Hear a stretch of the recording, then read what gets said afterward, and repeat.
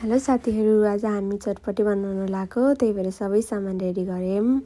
आलु पनि बोइल गऱ्यौँ, झोल चटपटी भएर झोल पनि बनायौँ। अब सबै सामानहरू, सबै भेजिसहरू एउटा भाँडामा राख्न थाल्यौँ। काँक्रा, खोर्सानी, धनियाँ, टमाटर अनि प्याज पनि राख्यौँ।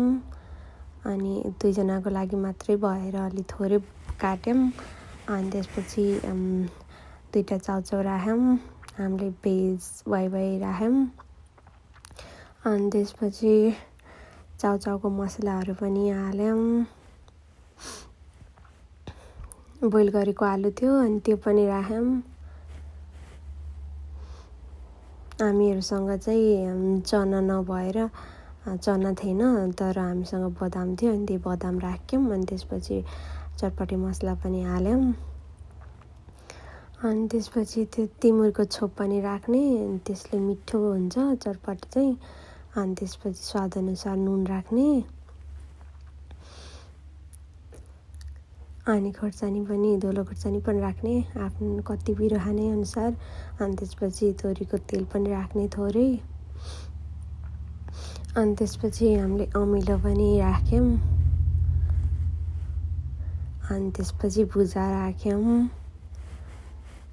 भुजा चाहिँ अलि हाल्ने बेला अलि बढी नै गएछ, त्यही पनि मिठै भएको थियो। अनि त्यसपछि राम्रोसँग मोल्ने।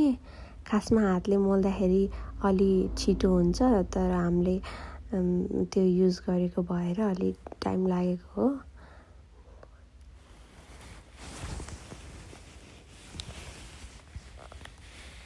सबै मिक्स भइसकेपछि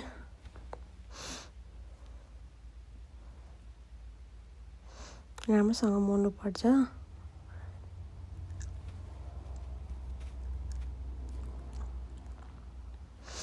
अनि त्यसपछि जुन झोल थियो त्यो चटपटीको लागि त्यो राख्ने। अनि हाम्रो चाहिँ फुड कलर अलिक कम हालेको थियौँ, अनि त्यही भएर चाहिँ अलिकति येलो मात्र भएको छ। हामीले चाहिँ थोरै साइडमा झोल नराखेको पनि चटपटी राख्यौँ। अनि त्यसपछि आधीमा झोल राख्यौँ। कस्तो हेर्दै खाम भइसक्यो अहिले नै मलाई।